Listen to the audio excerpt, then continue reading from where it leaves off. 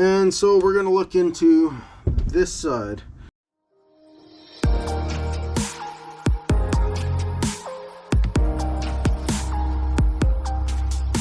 Now, first off is it's got a giant rubber O-ring that should be with the kit. I hope it is. That seals this case part to the one that we just, the pinion side.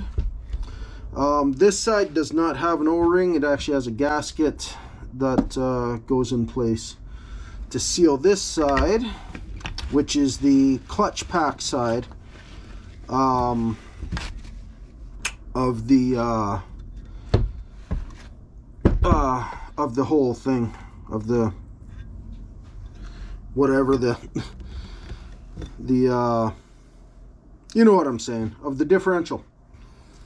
So we're gonna get this cleaned out. We're gonna pull this apart. We're gonna get the ring gear carrier assembly out, because there is a bearing in here that we do want to get to and replace. So we got to get that out. First off is this has two shims. Now anytime I'm saying they're shims, you could have on yours different ones. Okay, these are definitely case and bearing specific. So you could have different quantities, different sizes, everything. So on my pinion, I had one shim. On my ring gear, I have this thicker shim. And then I have a very, very thin and fragile shim, which is right here, if I can get it. That is a hard little thing to grab. Let's see if I can. There we go. I think there we are. Oh, I had it. There we are. Just how to use my fingernail. This one is super duper thin. Do not want to bend, warp, or anything this shim. So I would put this one, in fact all three shims that I have, somewhere safe. I'm going to actually not put them just in with the general parts so that they don't get mangled. These ones are heavier. Like this one's probably the thickest shim possible, and then they just went with another very thin shim to make up the space that they needed in the factory. And this one is a fairly heavy shim as well, but I'm going to move these. I'm actually just going to hang them up here off of one of my C-clamps so that they're safe. They ain't going to get messed up. Alright, now I'm going to wipe out all this oil and get this carrier out of here. I'm not exactly 100% sure how that happens, so let me figure it out. I kind of thought it would just come out because the bearing would just kind of hold it, but it is in there. That might actually have to be pressed off. I'm going to have to check into that and maybe put the press to some use. Okay, so I figured I'd give it a quick try, and unfortunately I did it off of camera. I basically set up the centerpiece of the differential housing between two stacks of 2x4 wood, and then I put this one right on top of the spine for the ring carrier, and I gave it a whack with a hammer. Not too hard either, just a nice little whack, and that took that off. There we go. That just kind of popped that bearing out of the carrier on this side. Now if I'm right, I'm expecting there to be a shim or a race of some kind on this side, and there is. I think that would be a shim yet again. Now if I can pull that out of there. There we go. It's pretty heavy, fair size. So it's fair thickness. This is what I'm meaning by that. Anytime I'm talking about like the shim size, it's the thickness that we care about. Obviously the diameter it matters too, because you know the different shims have different diameters depending on what bearing they're being used to shim against. But The actual shim size is the thickness. That's the part that actually matters when it comes to getting proper positioning of your ring to pinion gear. So I'm going to put that up top, and luckily that is a completely different size than all the other shims. So your 3 different types of shims that you would be looking at are different sizes, so you don't have to worry about getting them mixed up in your parts bin, whatever, as you're doing this job. But what that does say is that if you have to reshim this thing to for the new bearings, you need to get potentially 3 different shim kits or 3 different size shims,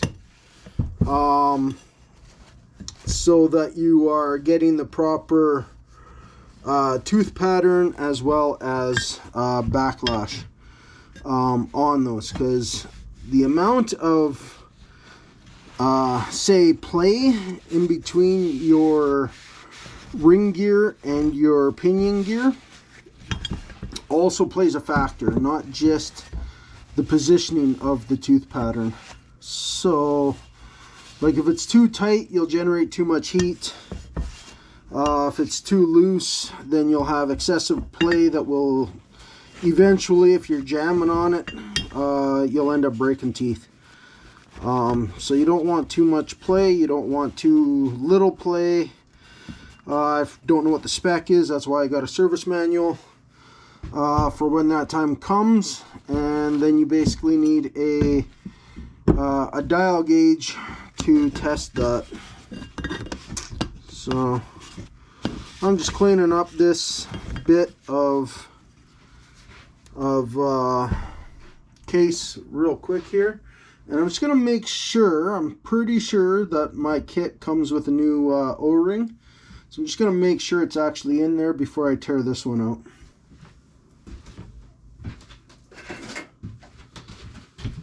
So this is the case that or what you would see if you when you buy the All Balls kit. Is it's going to be come in a box like this. It comes with the obligatory sticker, All Balls Racing sticker, and for this specific quad, this is the kit you need.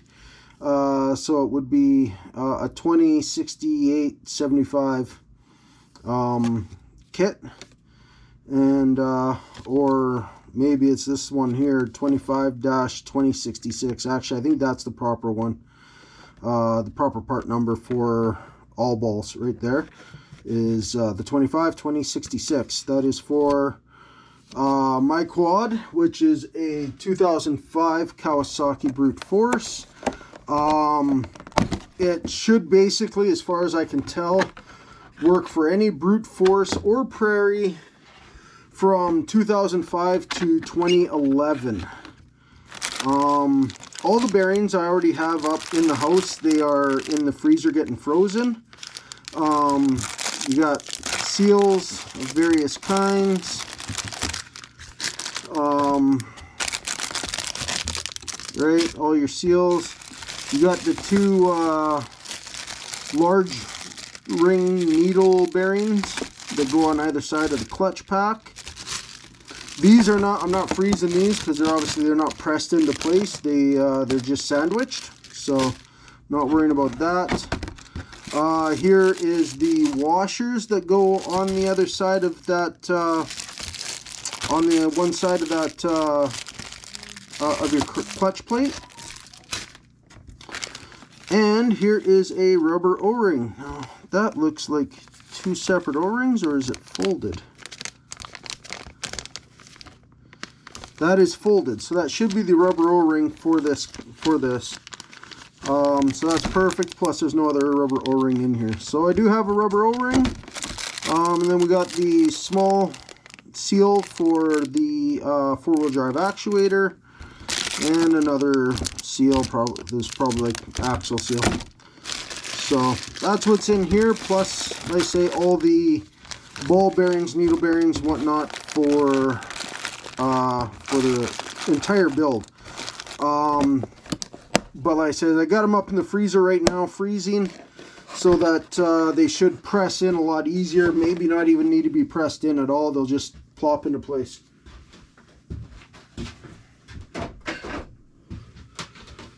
So being that we got that O-ring in the kit, I'm just going to pop this O-ring out. It's in good shape still, so yeah, it's in not bad shape, really. So I'll keep it laying around for now, just in case it comes in handy. I wreck the new one or something, but it seems like it's in pretty good shape. It doesn't seem, I don't see cracks or anything in it. It's still quite pliable, so that's good. Alright, we'll just throw that up with all the shims. Okay, that case part is ready to be washed. Alright, we'll set that over there. Now this, we have just one bearing here that needs to be pulled. Right there. Or pressed out. Yeah, I got a jaw puller that'll probably pull that. It's not the best because you're pulling on the outer race, but it would work. Good thing is all my teeth look really good on this, on both the ring and the pinion. Not seeing any issues there. Freaking actually, like, basically looks new, so it's in great shape. So that's good. Nothing big expensive there that needs to be replaced. Everything here looks all really good, so that's good news to see. And yeah, all right, well, that is it for this portion. I am going to need to, I'm going to have to go buy a bearing puller. Just get a proper puller for that. One that'll cup around, pull that off. No matter what, I'm going to be pulling it by the outer race for at least the first bit, because I can't even get into that inner race. So let's just set this off to the side. We'll worry about getting that bearing out later. Looks like I'm going to have to go do a little bit of shopping for a couple of tools that I don't have. And rejoin this project. Fortunately, I can't work on it tomorrow, but the next 2 days is the weekend, so I have both those days earmarked already to trying to get this done. So it's just a matter of going blowing the bank on a couple more tools, or maybe just borrowing them if I can from one of the automotive stores. Like, it's not great. It's not good at all. You know, it's rough. I could probably smooth it out with a bit of emery cloth. Maybe just put it in the drill press or something, and then run some emery cloth over it and see if I can get that smoothed out and see how it does. I have no idea where I would get another one. If I did, it would be used, and I have no idea how long it would take to get to me, so we'll have to see. There is a seal in there that I haven't pulled out. Didn't even notice that. Oh, and there's a coupler or bushing here too, so I got to make sure that bushing's good. Okay, good thing I looked at that again. There is a little more to do. So yeah, there's a bit of a brass bushing in here. I know it's got a service level in it, so we better check that, see what that is at, and a little seal there as well. And we'll pop that out, and yeah, see where we get to. See if I can just pop that seal out like this. Let's see how difficult it is. It's difficult. Let's put it in the vise with some wood.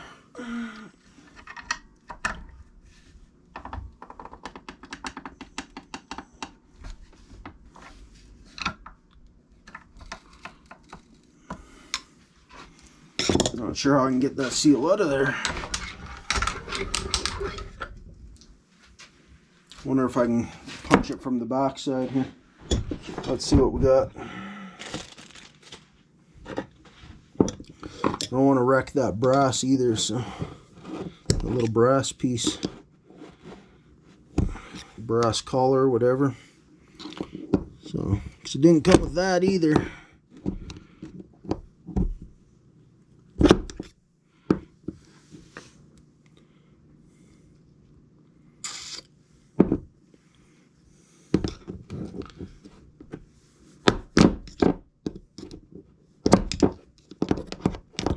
Thought I had that in there nicely.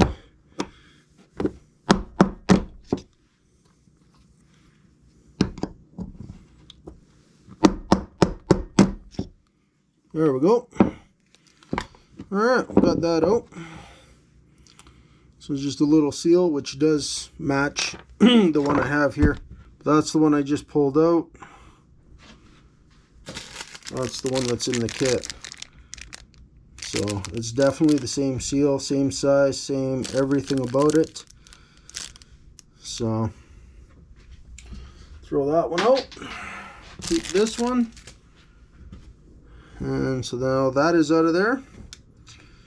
And so now there's that bushing, and I don't know if I got to punch it out to check the service level or not on it. I'm going to check the manual, see what they recommend. Okay, so that little bushing in there, they call it the coupler bushing. It does have a service limit. They say, and it's not replaceable either. They say replace the whole thing if that's worn. Which says I might have to replace this anyways, just cause. But I'm gonna check it, see what it's at, and we'll go from there. So I have a set of internal gauge checkers. It's great for doing stuff like this, doing what do you call it, if you're checking your cylinder for round, as well as just your overall size, stuff like that. Like if you're doing an engine rebuild, these are basically a must. And you put that in there. You got to make sure. So it's got a split in it, which is by design. I got to make sure that I'm not measuring that split. Okay, so I think that's it. So basically you do that.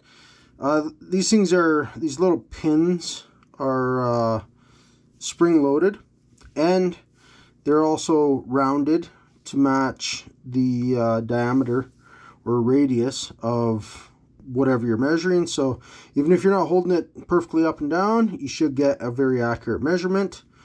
Okay, so and then you just lock it in by screwing this portion of the handle down. It'd be easier to see with one of the larger ones. Like this is a full kit, right? So here's a large one for larger cylinders, right? And that's spring loaded, and then like you can push them down. You know, pretend you're measuring a cylinder, it's getting pushed down, and then you just screw this end of the handle down and locks it into place. Now, you know, I'm way off on this side, but I'm way out on this side. It would measure perfect either way. And then you just let it off to let those bounce back out. So this is a full kit that I picked up when I did a front cylinder rebuild on this thing, or on this brute. And or rear cylinder, and that is it right there. So anyways, so after you've taken your measurement, let me get that right actually in that pocket properly. After you've taken your measurement with this, then you use a caliper or a micrometer, whatever you want. To actually have both, and you measure your what do you call it, diameter gauge, whatever you want to call these things. I can't remember the proper name for them. So I'm going to turn that on, zero it.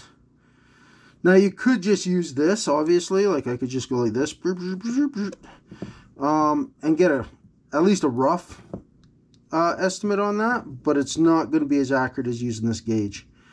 So if I did that, we're looking at 12.81 millimeters,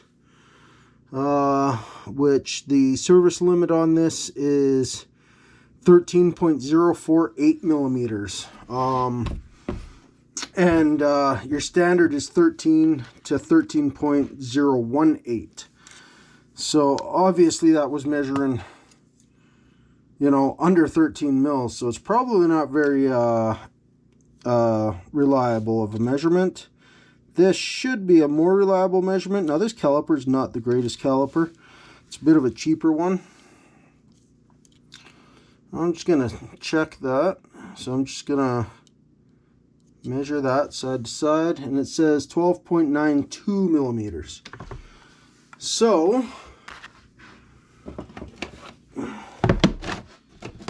now, even though I don't really trust that, there's a nice little washer. What I do trust is a micrometer.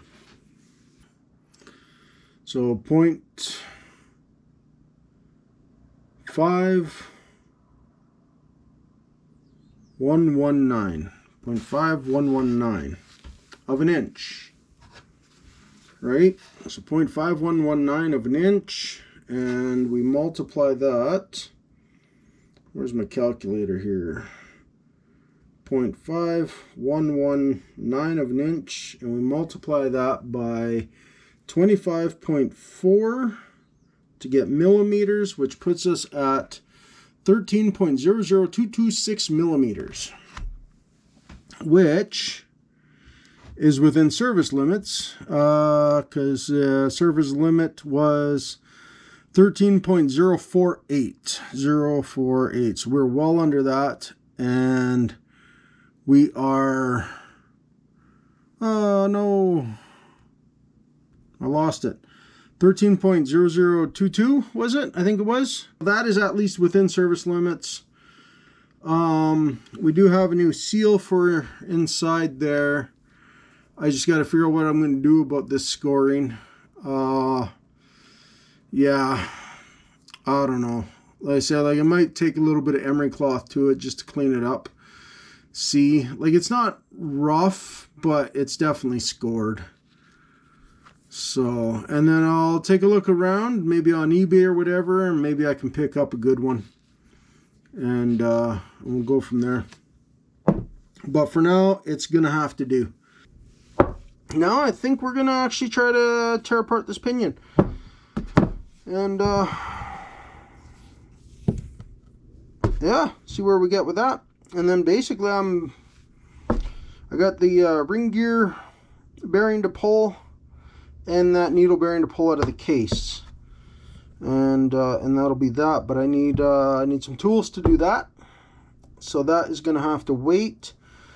I think if I can get this apart tonight, and then take those case sections into the house and clean those, that'll be it for tonight.